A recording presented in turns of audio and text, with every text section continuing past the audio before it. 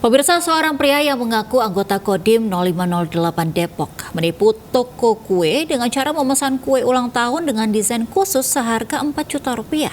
Pihak Kodim segera melaporkan kasus ini ke Polres Depok. 4 juta. Ini penipuan yang terjadi di Kodim 0508.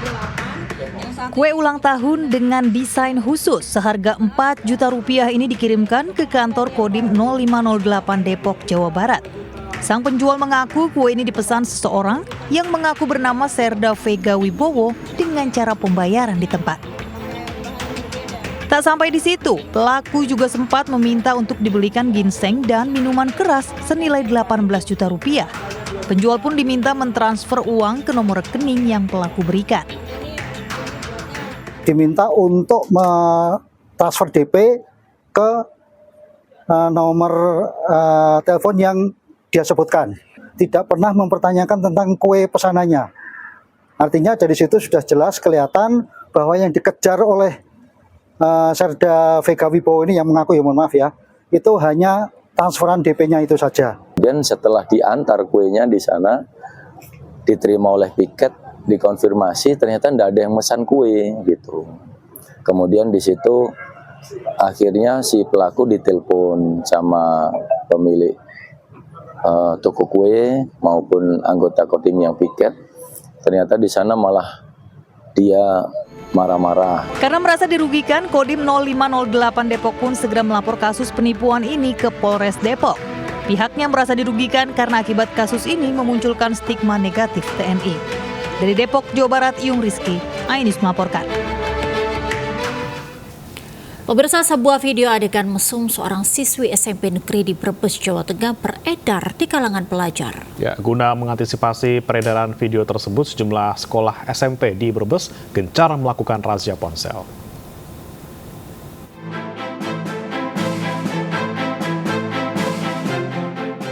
Rekaman video asusila remaja yang berstatus siswi SMP dan mahasiswa beredar di kalangan pelajar di Kabupaten Brebes, Jawa Tengah. Diduga video tersebut sengaja direkam pemerannya pada akhir Agustus lalu. Dinas Pendidikan Pemuda dan Olahraga Brebes membenarkan beredarnya video asusila tersebut. Sementara itu, pasca beredarnya video itu, sejumlah sekolah SMP di Brebes gencar melakukan razia ponsel milik pelajar. Ya, kita mengadakan karena bagaimanapun ini hal yang luar biasa terjadi, dan alhamdulillah anak-anak kita pun komunikasi dengan kami baik, jadi menyampaikan gambar-gambar ataupun hal-hal yang tidak baik kepada pihak sekolah. Siswi ini ke pihak orang tua, kemudian orang tua dengan kesadaran sendiri akhirnya memindahkan siswi ini ke luar Kabupaten Brebes. Untuk mencegah terus beredarnya video asusila, Dinas Pendidikan Pemuda dan Olahraga setempat juga telah menginstruksikan seluruh sekolah di Brebes untuk setiap saat melakukan pemeriksaan telepon seluler milik pelajar. Dari Brebes, Jawa Tengah, Unibar iNews melaporkan.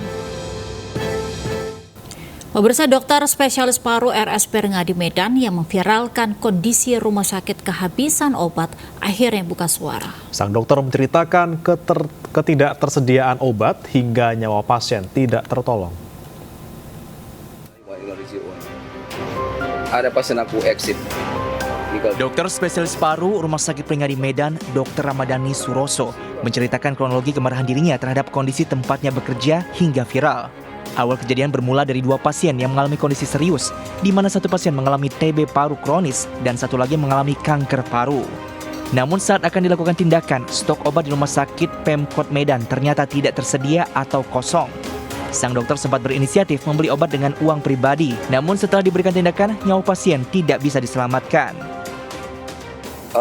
Sesak semakin berat, ya akhirnya ya meninggal dunia.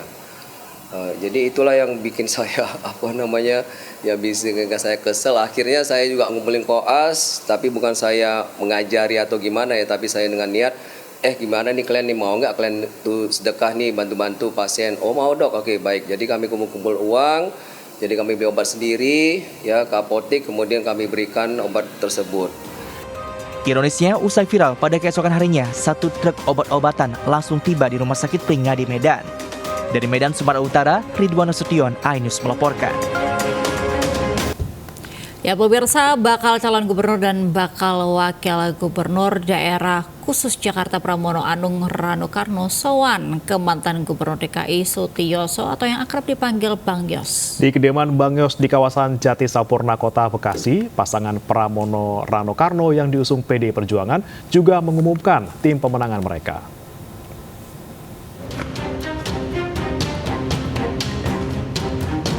Bakal calon gubernur Jakarta yang juga Menteri Sekretaris Kabinet Pramono Anung didampingi bakal calon wakil gubernur Rano Karno Kamis pagi sowan ke kediaman mantan gubernur DKI Sutioso di kawasan Jati Sampurna Bekasi, Jawa Barat. Kedatangan Pramono Anung dan Rano Karno di kediaman pria yang biasa disapa Bang Yos ini untuk bersilaturahmi sekaligus safari politik ke mantan gubernur DKI Jakarta periode 1997 hingga 2007 tersebut. Usai pertemuan yang berlangsung hampir 1 jam, pasangan Pramono Anung Rano Karno langsung mengumumkan tim pemenangannya di Pilkada Jakarta mendatang. Ketua Dewan Pengarahnya adalah Profesor Todung Mulyaludik. Untuk ketua tim pemenangan, ini kan ditunggu-tunggu. Tim pemenangannya pasti di luar dugaan semua, yaitu Cak Lontong. Karena kami ingin menyampaikan bahwa tim ini adalah tim yang bergembira ria tapi serius. Saya sebagai senior, saya terbuka ya, calon siapapun yang akan silaturahmi ya monggo saja, silahkan, saya terbuka. Dan kewajiban saya juga untuk membagi atau sharing pengalaman saya selama 10 tahun jadi Gubernur DKI Jakarta. Tadi sudah saya ceritakan ke umum, melihat Jakarta secara utuh seperti apa dari aspek geografis, demografis, kondisi sosialnya. Sudah saya ceritakan juga masalah-masalah klasik yang nggak selesai-selesai seperti macet, banjir, pendudukan, dan lain sebagainya. Mantan Gubernur DKI Sutioso pun berpesan agar siapapun yang terpilih menjadi orang nomor 1 di Jakarta selalu peduli dan mendengarkan suara rakyat. Dari Bekasi, Jawa Barat, Aryadin Alfagani Nur, iNews melaporkan. Sementara bakal calon gubernur daerah khusus Jakarta Ridwan Kamil mendapatkan wejangan saat silaturahmi ke kediaman mantan Wakil Presiden RI Yusuf Kala di Brawijaya, Kebayoran Baru, Jakarta Selatan. Pertemuan tertutup dari awak media berlangsung lebih dari 1 jam. Bakal calon gubernur daerah khusus Jakarta Ridwan Kamil sowan ke kediaman mantan Wakil Presiden RI ke-10 dan 12 Yusuf Kala. Dalam pertemuan tertutup tersebut, RK menuturkan bahwa JK layaknya sosok ayahanda yang sering memberikan arahan dan wejangan kepada sang anak. Salah satunya pesan utama tentang membereskan Jakarta dengan mengatasi kekumuhan yang harus menjadi prioritas. Mantan Gubernur Jawa Barat ini berupaya melaksanakan wejangan JK yang nantinya akan menjadi program bersama Bacalagub Suswono. Kalau KPUD kurangnya di mana, tapi pasti dilengkapi. Terima kasih. Arahan wejangannya dari beliau terkait Jakarta, pesan beliau satu, kunci membereskan Jakarta adalah mengatasi kekumuhan. Jadi itu yang akan jadi prioritas saya juga. Dan Pemirsa, artis JJ Govinda, Gilang Dirga, dan Hengki Kurniawan mantap maju dalam kontestasi Pilkada 2024 di Kabupaten Bandung Barat. Ketiganya akan bersaing ketat memperebutkan kursi Bupati dan Wakil Bupati Bandung Barat.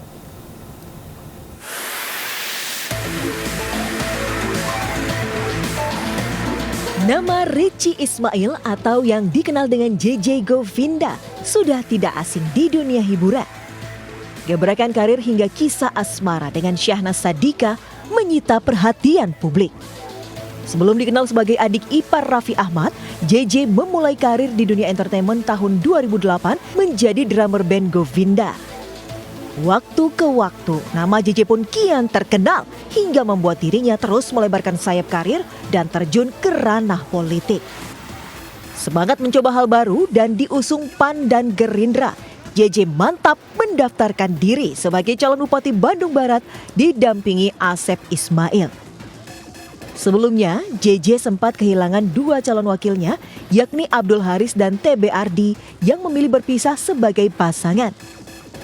Tak lolos ke Senayan melalui Dapil Jawa Barat 2 saat Pileg 2024, JJ mengaku tidak kapok berpolitik. Sementara presenter serta komedian Gilang Dirga juga resmi mendaftarkan diri ke KPU Kabupaten Bandung Barat. Pemilik nama lengkap Gilang Dirgahari diusung Partai Demokrat dan PKS maju menjadi calon wakil Bupati Bandung Barat mendampingi Dik-Dik Agus Triwiyono. Masuk ke dunia politik, Gilang mengaku ingin membenahi sistem dan regulasi dunia hiburan di tanah air. Di Pilkada Kabupaten Bandung Barat, Gilang Dirga dan JJ Govinda akan berhadapan dengan Hengki Kurniawan.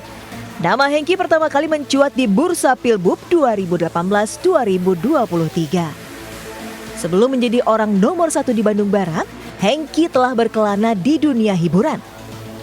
Kini, kader PDIP itu mengaku tidak gentar bersaing artis ibu kota yang mengikuti jejaknya maju sebagai kepala daerah di Bandung Barat.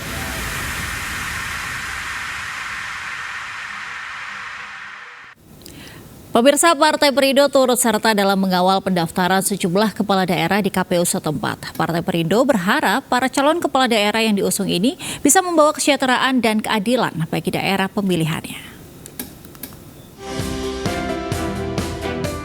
Partai Perindo bersama 15 partai politik lainnya mengawal pendaftaran pasangan bakal calon gubernur dan calon wakil gubernur Papua, Matius Derek Fahiri, Aryoko Rumaropen ke KPU Papua.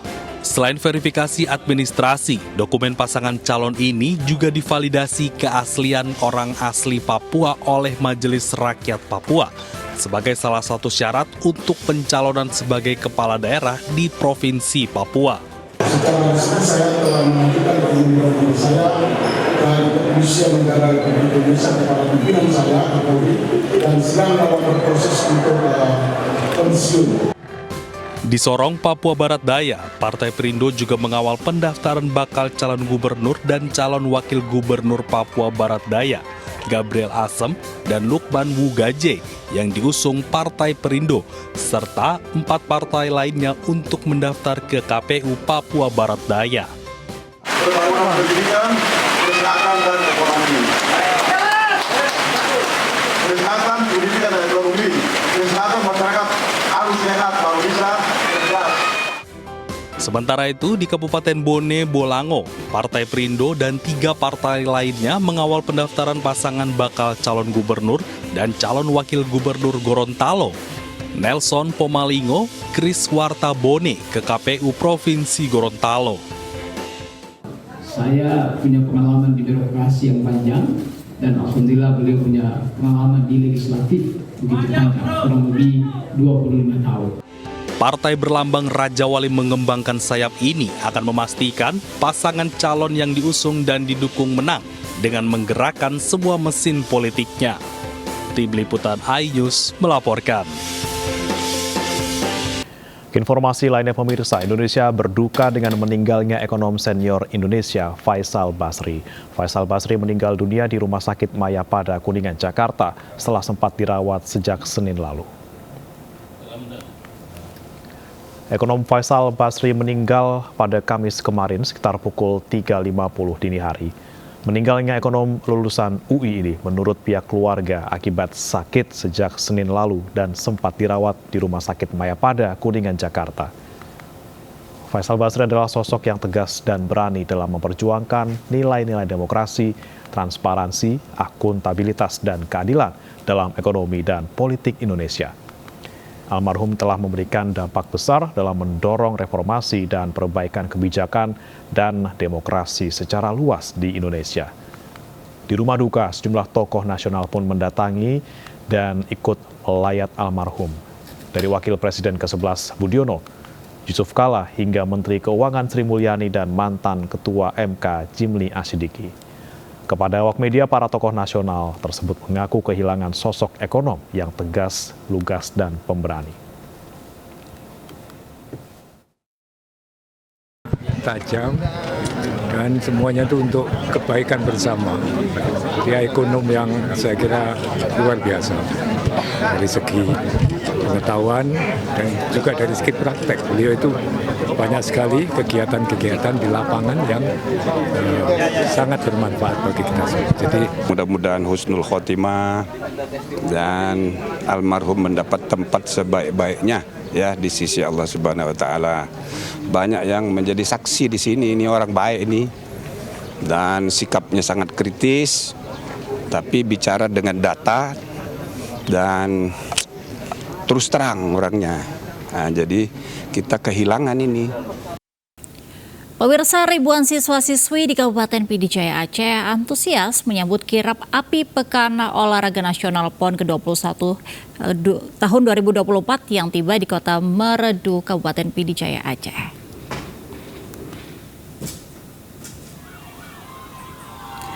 Para pelajar, guru dari berbagai sekolah dan masyarakat Pidijaya menyambut iring-iringan kirap api PON ke-21.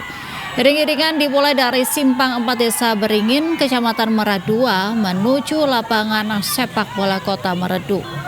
Pejabat Bupati Pidijaya, Jelani Berahmat, menerima langsung opor api PON dari Bribka Muhammad Rizal, personel Satlantas Polres Pidijaya, yang juga mantan atlet lari. Api PON yang menggambarkan kobaran semangat dan persatuan ini selanjutnya kembali diserahkan ke tim Kibar PON untuk dibawa ke Kabupaten Pidi sebagai proses penyalaan kirap api PON 21 di Kota Meredu, Pidijaya Aceh.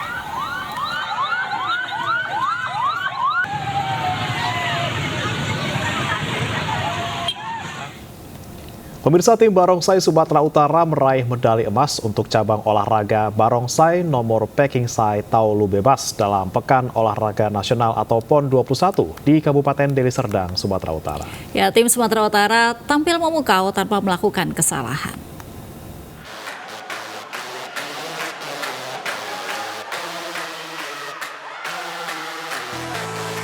Tim Barongsai Sumatera Utara berhasil menang dari lawan-lawan beratnya dengan catatan waktu 10 kali tingkat kesulitan dengan nilai 2 tanpa kesalahan.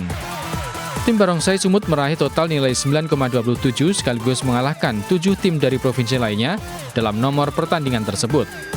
Sementara Aceh berada di peringkat kedua tanpa melakukan kesalahan dengan total nilai 9,10 sehingga berhak atas medali perak. Sedangkan di peringkat ketiga diduduki tim Jawa Tengah tanpa melakukan kesalahan dengan nilai 9,03 dan berhasil merebut medali perunggu. Selain ketiga tim tersebut, 5 tim lainnya yang ikut bertanding adalah Sumatera Barat, DKI Jakarta, Kalimantan Timur, Bali, dan Banten. Mungkin bisa dibilang kami berdarah-darah di lapangan latihan ya, untuk dapat mencapai satu titik, yaitu di juara 1 PON ini. Kami latihan kurang lebih hampir 3 tahun.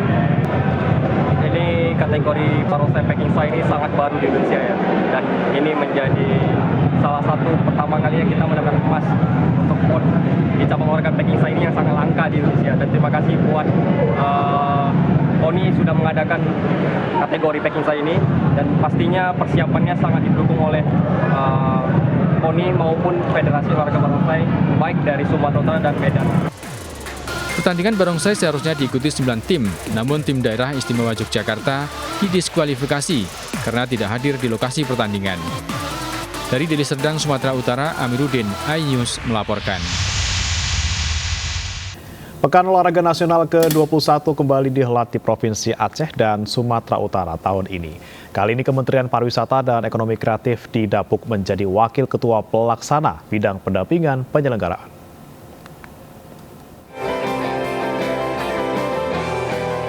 Event nasional yang diadakan setiap 4 tahun sekali, yakni Pekan Olahraga Nasional atau PON, kembali digelar. Ajang olahraga nasional terbesar di Indonesia yang diikuti oleh seluruh provinsi di tanah air ini akan dihelat langsung di 2 provinsi berbeda, yaitu Provinsi Aceh dan Sumatera Utara. PON 21 tahun ini menjadi momentum serta ajang promosi dari keindahan pariwisata dan ekonomi kreatif bagi Provinsi Aceh dan Sumatera Utara.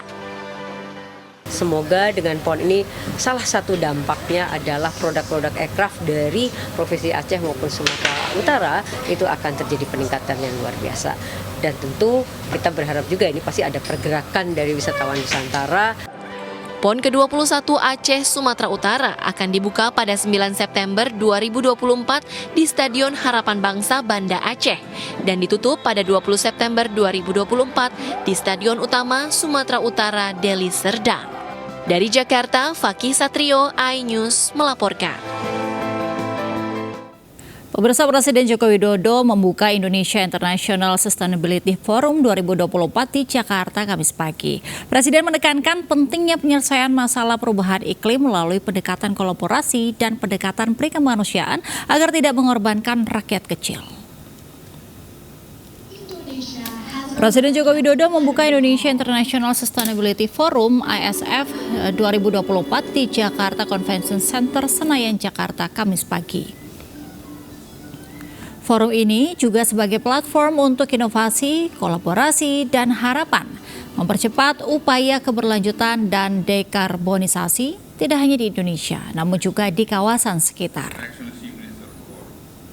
Dalam sambutannya, Presiden Joko Widodo menyampaikan permasalahan perubahan iklim tidak akan pernah selesai selama dunia menggunakan pendekatan ekonomi yang mementingkan keuntungan sendiri serta egosentris.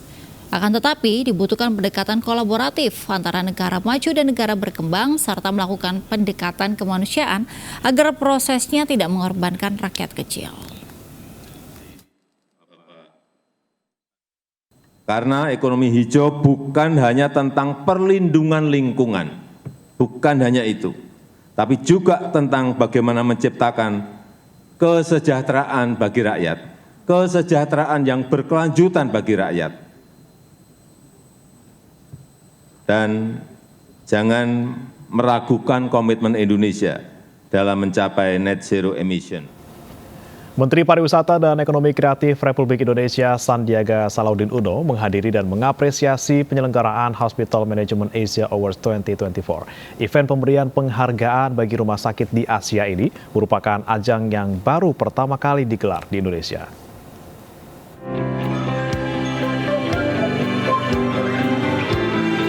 Menparekraf Sandiaga Uno menghadiri acara Hospital Management Asia Awards 2024 di Nusa Dua, Kabupaten Badung, Bali.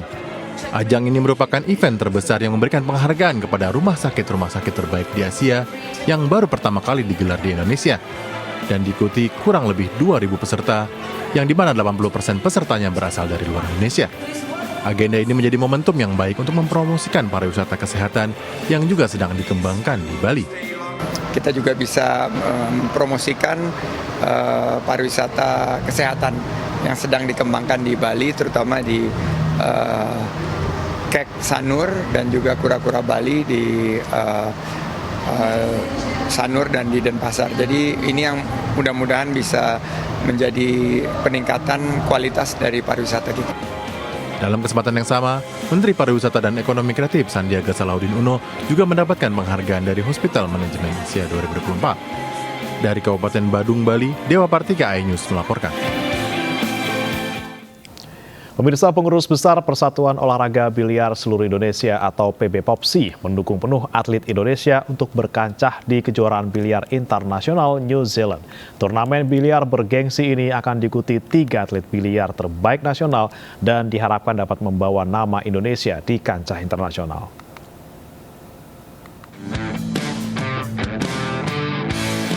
Tiga atlet biliar terbaik Indonesia akan unjuk gigi di ajang kejuaraan biliar dunia yang berlangsung di New Zealand pada tanggal 2 hingga 8 September 2024. Ketiganya akan bersaing di kelasnya masing-masing, yakni Silviana Lu bertarung di ajang Women World 9 Ball Championship, Rigel Aditya yang berlaga di World Junior 17 10 Ball Championship, serta Derin Asaku Sitorus yang bersaing di World Junior 19 10 Ball Championship.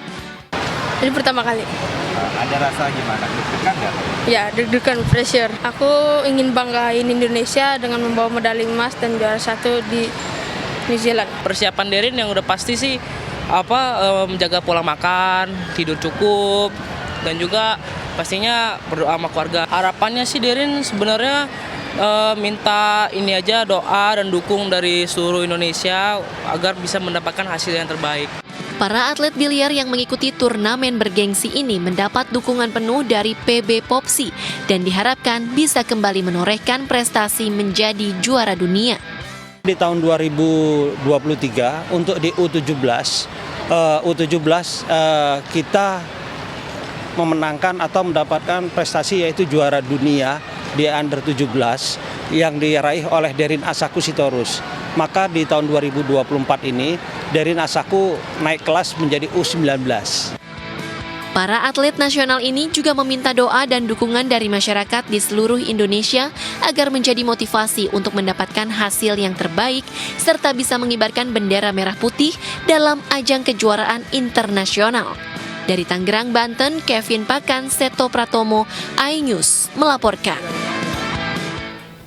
Ya, kita beralih ke wisata kuliner Bremana dan juga pemirsa. Bre, kamu suka ini nggak, bubur ketan hitam? Suka. Ya, pas banget nih. Di Sidoarjo, Jawa Timur, ada sebuah kedai, ini sederhana, namun dia viral karena diburu para pecinta kuliner. Wah, jadi ternyata kedai ini tuh punya tadi ya yang kamu bilang bubur ketan hitam, tapi namanya tuh es bubur Punokawan. Jadi selain ada ketan hitam, dia juga ada berbagai topping yang menggugah selera. Penasaran ya? Kita lihat liputannya.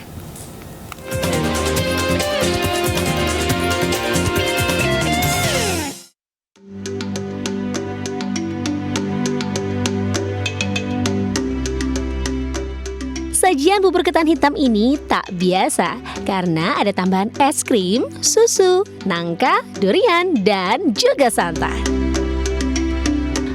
Di tengah cuaca panas, menu es bubur Punokawan di kedai sederhana di kawasan Desa Kenongo, Tulangan, Sidoarjo ini pun menjadi favorit warga sekitar.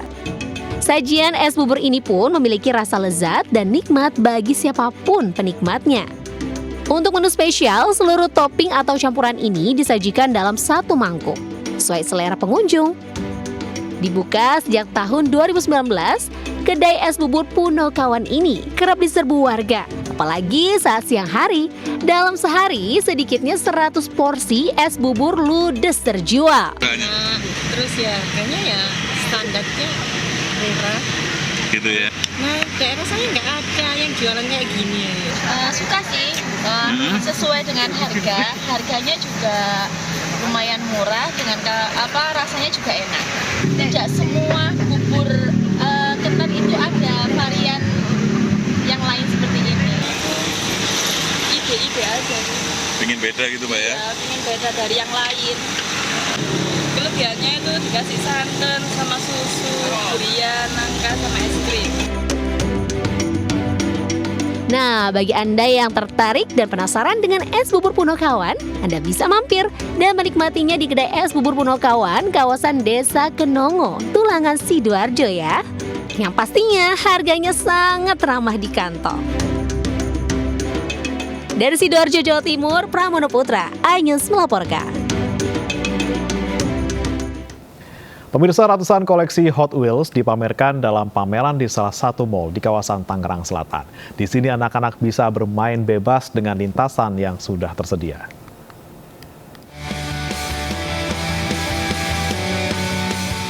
Para pecinta Hot Wheels dimanjakan dengan pameran bertajuk Hot Wheels Driven to be Legendary yang digelar Pusat Perbelanjaan Living World Alam Sutra. Acara yang berlangsung hingga 16 September 2024 di West Atrium juga menawarkan produk Hot Wheels diskon hingga 50%. Selain bebas bermain Hot Wheels dengan track, terdapat juga mobil Honda Civic Estilo Diecast edisi spesial ukuran 1:1. Pameran tersebut ini memberikan suatu permainan atau track yang belum tentu setiap orang tua punya. Jadi setiap anak itu jadinya dia bisa berkreasi main. Jadi kita ada diorama race, itu kompetisi, nanti juga akan ada dia sendiri. Dan kalau misalnya bagi pengunjung yang suka konten sosial media, nah ini tuh bisa ngeliput juga, nah nanti bisa dapat hadiah juga di situ. Beragam keseruan pun bisa dinikmati, termasuk melihat para kolektor Hot Wheels dan eksklusif Hot Wheels News Dash Unboxing pada 7 dan 14 September 2024. Dari Tangerang Selatan, Banten, Widya Bayu Jati melaporkan.